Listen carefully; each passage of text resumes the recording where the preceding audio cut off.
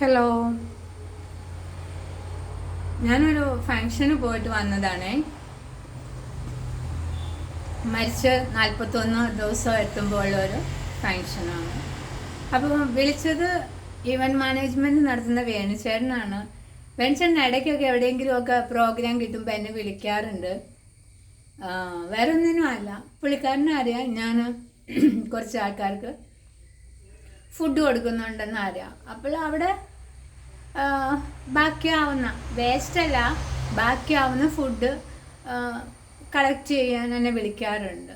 അപ്പോൾ നീ അത്രയും പൈസ ഹോട്ടലിൽ കൊടുത്താൽ മതിയല്ലോ, ഇവിടെ വന്ന് എടുത്തോ എന്ന് പറയാറുണ്ട്. അപ്പോൾ ഇന്ന് എന്നെ വിളിച്ചതിൻ്റെ ഉദ്ദേശം എന്താണെന്ന് വെച്ചാൽ, അവിടെ വലിയൊരു വ്യവസായ പ്രമുഖൻ്റെ ഫാദർ മരിച്ചുപോയി. അതിൻ്റെ 41 അപ്പോൾ അവിടെ 3000 പേരുടെ ഒരു പരിപാടിയാണ് വെച്ചിരിക്കുന്നത്. അപ്പോൾ അവിടെ 1000 പേരെ പരിപാടിയിൽ പങ്കെടുക്കുകയുള്ളൂ. അപ്പോൾ ഈ ഫുഡ് ഇത്രയും വേസ്റ്റ് ആവും. അപ്പോൾ നിനക്ക് എന്തെങ്കിലും വഴിയുണ്ടോ, ആരെങ്കിലും ഉണ്ടോ കൊടുക്കാൻ പറ്റിയെന്ന് ചോദിച്ചിട്ടാണ് പെൻഷൻ എന്നെ വിളിച്ചത്. അപ്പോൾ ഞാൻ അവിടെ ചെന്നു. തലയോലപ്പറമ്പ് എന്ന് പറയുന്ന സ്ഥലത്താണ്.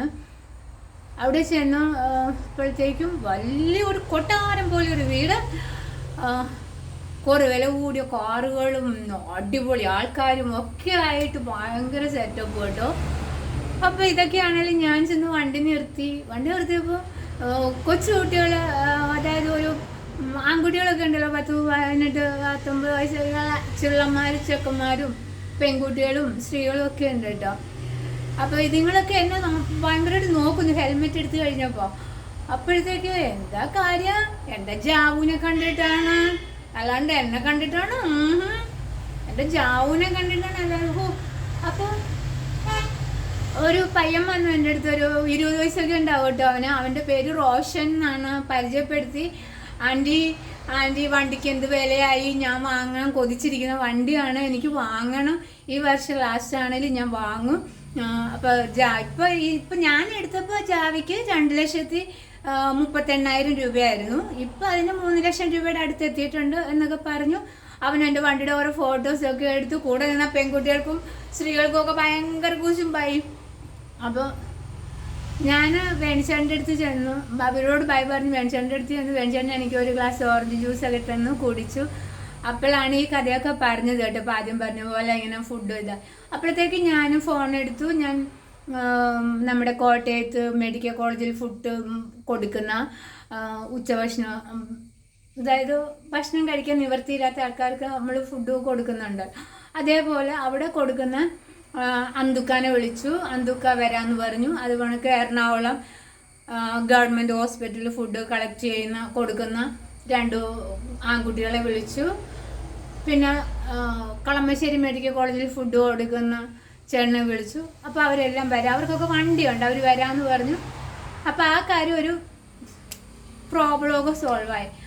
അപ്പോഴേ ഞാൻ നമ്മുടെ ഈ കല്യാണരാമനയിൽ നമ്മുടെ ദിലീപ് ബാഗ് തുറന്ന് നമ്മുടെ ചെരവ എൻട്രി ഉണ്ടല്ലോ, അതേപോലെ എൻ്റെ ബാഗൊക്കെ ആയിട്ട് പോയ. ബാഗ് തുറന്ന് നമ്മൾ കുറച്ച് പ്ലാസ്റ്റിക്കിൻ്റെ വാഴയിലെ ന്യൂസ് പേപ്പേഴ്സും ഒക്കെ എടുത്തപ്പോഴത്തേക്കും അവിടെ, അതായത് എൻ്റെ എൻട്രി നടന്ന സമയത്ത് കണ്ടായിരുന്ന ആ സ്ത്രീകളൊക്കെ ആ ഭാഗത്തൊക്കെ ഉണ്ടായിരുന്നു. അപ്പോൾ അയ്യേ, ഇത്രയൊക്കെ ഇതിൽ ഗമയിൽ വന്നിട്ട് വേസ്റ്റ് എടുക്കാൻ വന്ന സ്ത്രീയായിരുന്നോ, അയ്യേ. അപ്പോൾ കൂടെ നിന്ന മറ്റൊരു പെൺകുട്ടി പറയുന്നു, ആൻറ്റി അത് വേസ്റ്റ് അല്ല, ഫുഡ് മിച്ചം വരുന്നത് പാവങ്ങൾക്ക് കൊടുക്കാൻ കൊണ്ടുപോകുക എന്ന്. എന്താണേലും കാശുണ്ട് എന്ന് പറഞ്ഞിട്ടോ ഒന്നും ഒരു കാര്യമില്ല. കുറച്ച് തലയിൽ ആൾതാമസം വേണം അല്ലേ, കുറച്ച് വെളിവും വെള്ളിയാഴ്ചയൊക്കെ എന്ന് പറയത്തില്ലേ. അവരൊന്നും അങ്ങനെ തന്നെ ജീവിക്കട്ടെ. കാരണം വിശപ്പിൻ്റെ വില അറിയാവുന്ന, മറ്റുള്ളവൻ്റെ കണ്ണീര് കാണുമ്പം സങ്കടം വരുന്ന, അങ്ങനെയുള്ള മനസ്സൊക്കെ അപൂർവം ചിലവർക്കേ ഉണ്ടാവുകയുള്ളൂ. അവർ അങ്ങനെ കരയുന്ന മനസ്സുകൾക്കൊപ്പം കരയുന്ന കുറച്ച് ആൾക്കാർ തുടങ്ങി വെച്ച ഒരു പദ്ധതിയുണ്ട്, വിശക്കുന്നവർക്ക് അന്നം കൂട്ടുക. അപ്പം അതിൻ്റെ ഒരു ഭാഗമാവാൻ എനിക്കും കഴിഞ്ഞിട്ടുണ്ട്. ഞാൻ 5 ദിവസം, ആഴ്ചയിൽ 5 ദിവസമേ ഉള്ളൂ, മാക്സിമം വന്ന് ഒരു 6 ദിവസം. അതിൻ്റെ അപ്പുറത്തേക്ക് 7 ദിവസമൊന്നും കൊടുക്കാനില്ല കേട്ടോ, എൻ്റെ കയ്യിലില്ല. ഞാൻ ഇപ്പോൾ താമസിക്കുന്ന ഒറ്റയ്ക്കാണ് കേട്ടോ. അപ്പോൾ ചെറിയൊരു വീടാണ്. എനിക്ക് അതിന് മാത്രമുള്ള ഫുഡ് 20 പേർക്ക് നമ്മൾ കൊടുക്കുന്നുണ്ട്. അപ്പോൾ അത്രയും ഫുഡ് ഉണ്ടാക്കാനുള്ള ഒരു സംവിധാനം എനിക്കില്ല. പിന്നെ അത്രയൊക്കെ പാത്രങ്ങളൊക്കെ വാങ്ങിച്ച് ചെയ്യാന്ന് വെച്ചാൽ 20 പേർക്കൊക്കെ ഒറ്റയ്ക്ക് എനിക്ക് ഉണ്ടാക്കാനുള്ള അതിന് മാത്രമുള്ള ഇതൊന്നും എനിക്കില്ല. ഈ നാക്ക് മാത്രമേ ഉള്ളൂ. അപ്പോൾ പിന്നെ ഒരാളെ കൂടെ നിർത്തുക പറഞ്ഞാൽ ഇപ്പോഴത്തെ ഇതിലൊന്നും നടക്കുന്ന കാര്യമല്ല. നമ്മുടെ യൂട്യൂബിൽ നിന്നൊക്കെ നമുക്കിങ്ങനെ ചിക്കൻ വരുമ്പോൾ നമുക്കതൊക്കെ തുടങ്ങാം. ഇപ്പം എനിക്ക് ഹോട്ടലിൽ നിന്ന് 6 ദിവസം കൊടുക്കാനുള്ള ഇതേ ഉള്ളൂ. അപ്പോൾ എന്നെ പ്രതീക്ഷിച്ച് 20 വയറുകൾ കാത്തിരിപ്പുണ്ട്. ജോലിക്ക് പോകാനൊന്നും സാധിക്കാത്ത, വീടൊന്നും ഇല്ലാത്ത, കടത്തിണ്ണയിൽ അന്തി ഇറങ്ങുന്ന കുറച്ച് ആൾക്കാർ. അവർക്ക് വേണ്ടിയാണ് ഞാൻ ഈ നാണക്കേടും അപമാനമൊക്കെ സഹിച്ച് ഫുഡ് കളക്ട് ചെയ്യാൻ പോകുന്നതും. കാരണം ഹോട്ടലിൽ നിന്ന് എല്ലാ ദിവസവും എനിക്ക് ബിരിയാണി വാങ്ങിച്ചു കൊടുക്കാൻ പറ്റില്ല.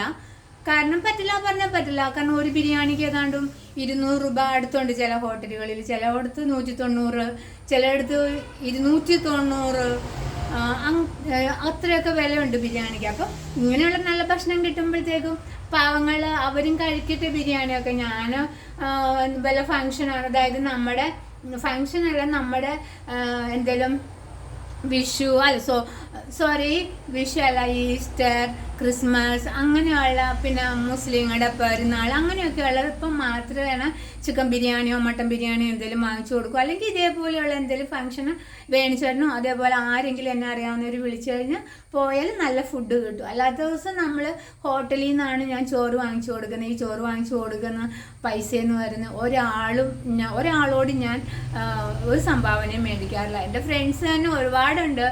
അപ്പോൾ മീരയൊക്കെ പറയും ഭയങ്കര അഹങ്കാരിയാണ്, ഭയങ്കര ജാടയാണ്, 1 രൂപ പോലും വാങ്ങിക്കില്ല. അവരൊക്കെ തരും കേട്ടോ, തന്നിട്ട് വരെ ഇത് ഞങ്ങളുടെ ആ പേരിന് ഈ പേരിന് നീ ഇത് വാങ്ങിച്ചു കൊടുക്കണം എന്നൊക്കെ പറയാൻ ഞാൻ വാങ്ങിക്കില്ല. ഞാൻ പറയും ശരി ഞാൻ പറഞ്ഞേക്കാം എന്ന് പറഞ്ഞിട്ട് ഞാൻ എൻ്റെ കയ്യിലിരിക്കുന്ന പൈസയ്ക്കാണ് നമ്മൾ ഫുഡ് വാങ്ങിച്ചു കൊടുക്കുന്നത്. അവരുടെ കയ്യിൽ നിന്ന് 1 രൂപ പോലും നമ്മൾ സംഭാവന മേടിക്കില്ല, ഇനിയോട്ട് മേടിച്ചിട്ടില്ല. പിന്നെ ആരുടെ ഔദാര്യം പറ്റുകയില്ല. ഇപ്പോൾ ഹോട്ടലിൽ തന്നെയാണെങ്കിലും ചില ഹോട്ടലിൽ സ്ഥിരം മേടിക്കുമ്പോഴത്തേക്കും എനിക്ക് 1 പൊതി ചോറൊക്കെ ഞാൻ സമ്മതിക്കില്ല. എനിക്ക് അങ്ങനെ വേണ്ട. കാരണം നമ്മൾ പിന്നെ എന്താ പറയുന്നത്, അവിടെ മേടിക്കാൻ ചെയ്യുമ്പോൾ പിന്നെ അതിൻ്റെ ആവശ്യമില്ല. ഇപ്പം എന്നെക്കൊണ്ട് എനിക്ക് കൊടുക്കാൻ സാധിക്കും. എൻ്റെ അച്ഛൻ എനിക്ക് പൈസ തരുന്നുണ്ട്. എൻ്റെ അച്ഛൻ ഉള്ളിടത്തോളം കാലം ഞാനും എന്നെ ആശ്രയിച്ച് ജീവിക്കുന്നവരും ജീവിച്ചു പോകും. പിന്നെ ഉള്ളതല്ല, അത് വരുന്നിടത്ത് വെച്ച് കാണും. അപ്പോൾ വേറൊരു കാര്യം, ഇതൊക്കെ എൻ്റെ പേഴ്സണൽ കാര്യങ്ങൾ നിങ്ങളോട് എന്തിനാ പറയുന്നതെന്നല്ല, എനിക്ക് പറയാനും നിങ്ങളോട് വേറെ ഒരു കാര്യമുണ്ട്. നിങ്ങളുടെ വീടുകളിലോ അടുത്തുള്ള വീടുകളിലോ എവിടെയെങ്കിലും ഒരു ഫംഗ്ഷൻ നടന്ന ഫുഡ് വേസ്റ്റ് ആവുകയാണെങ്കിൽ നിങ്ങൾ ദയവ് ചെയ്ത് കുഴിച്ച് മൂടരുത്. ഒരുപാട് അന്നത്തിന് വേണ്ടി വിശന്നിരിക്കുന്ന ഒരുപാട് ആൾക്കാർ ഗവൺമെൻറ് ഹോസ്പിറ്റലുകളിലും മെഡിക്കൽ കോളേജുകളിലും ഉണ്ട്.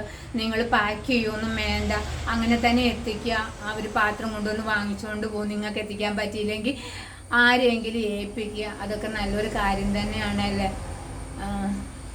അപ്പോൾ ഒരുപാട് നാണക്കേടും അപമാനത്തിൻ്റെ ഇടയിൽ നിന്ന് ഞാനിവിടെ വന്ന് നിൽക്കുകയാണ്. ഞാൻ നാണക്കേടും മനക്കേടും ഒക്കെ പോകാൻ വേണ്ടി ഞാനൊന്ന് കുളിക്കാൻ പോവുകയാണ്. അപ്പോൾ ബൈ ബൈ.